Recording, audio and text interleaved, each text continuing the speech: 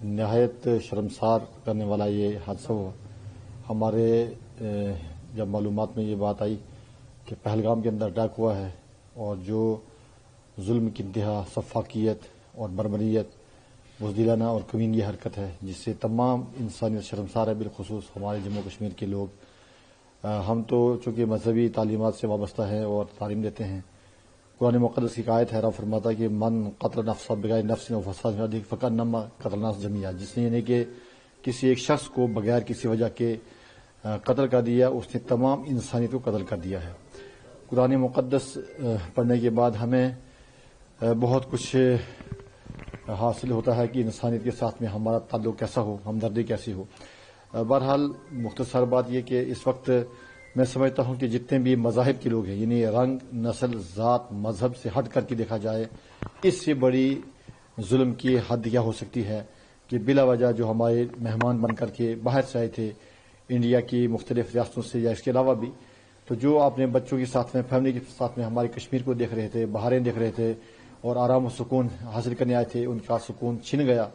اور سارے کے سارے تمام مذاہب کے لوگ، تمام ادارے، تمام لوگ جیسے جو ہے آنکھیں نم ہیں، شرمسار ہیں، سر جھکا ہوا ہے. کہاں کی امید تھی کہ یہاں پر لوگ اور بھی آئیں گے، لیکن ایسا ایک ظالمانہ، وحشیانہ یہ حادثہ ہوا ہے کہ جس کو ہم بیان نہیں کر سکتے ہیں. ہم تو یہی کہیں گے کہ ایسے لوگوں کو کا انسان سے، مذہب سے کوئی تعلق واسطہ نہیں ہے. اور ہماری حکومت کی جو ایجنسیز ہیں، جتنے بھی ہمارے ادارے اس پر کام کرنے والے فورسز ہیں، یہ گہرائی سے دیکھیں کہ ایسا کیوں ہو رہا ہے. نشانہ بنا کر کے بے گناہ معصوم بچوں، خواتین اور ہمارے مہمانوں کو جو نشانہ بنایا جا رہا ہے، یہ کس قدر جو سفاکیت ہے، ظلم ہے، ہم تو اس کو بیان بھی نہیں کر سکتے ہیں. ہاں سر، آپ کا نام؟ بسم اللہ الرحمن الرحیم. میرا نام سید قرار حسین جعفری، امام جماعت مسجد اہل بیت پونچھ. میں کل کے ہوئے اس کشمیر میں پہلگام کے ہوئے اس ٹیررسٹ واقعے کی پرزور مذمت کرتا ہوں اور پوری پونچھ کی برادری کی جانب سے پوری ملت جعفریہ پونچھ، انجمن جعفریہ پونچھ، مسجد اہل بیت ٹرسٹ پونچھ کی جانب سے اس واقعے کی پرزور مذمت کرتے ہیں.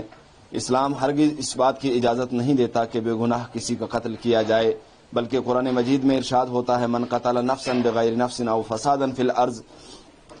فکانما قتل الناس جمیعا، کہ جو بے گناہ کسی ایک فرد کو، کسی ایک انسان کو قتل کرتا ہے تو گویا اس نے پوری انسانیت کا قتل کیا ہے، یا کوئی فساد مچاتا ہے تو ایسا ہے کہ اس نے پوری انسانیت کا قتل کیا ہے. اس مقام پہ ہوئے اس ٹیررسٹ واقعے کے ہم پرزور مذمت کرتے ہیں اور اس میں ضائع ہونے والی جانیں، ان کے پورے اہل خانہ کے ساتھ جو ہے ہمدردی کا اور ان کے غم میں شریک ہونے کا اعلان کرتے ہیں. اور اس کے پیچھے جس کا بھی ہاتھ ہے، اس ٹیررسٹ واقعے کے پیچھے جو بھی گروہ، جو بھی تنظیم، جو ایجنسی یا جو بھی ملک جس کا بھی اس کے پیچھے ہاتھ ہے، حکومت ہندوستان سے ہم گزارش کرتے ہیں کہ جلد از جلد اس کی چھان بین کی جائے اور چھان بین کر کے ایسے ٹیررسٹ اور ایسے ظالموں کے ساتھ جس زبان میں انہوں نے یہ حرکت کی ہے ویسے ان کا جواب دیا جائے. اور میری ہندوستان کی حکومت سے گزارش رہے گی کہ ہماری اتنی فوج ہونے کے باوجود اتنی سیکیورٹی کا ان کے لیے سیکیورٹی فراہم جو نہیں کی جا رہی ہے، ایسے سیاحتی مقامات کے اوپر جو ہے بہتر سے بہتر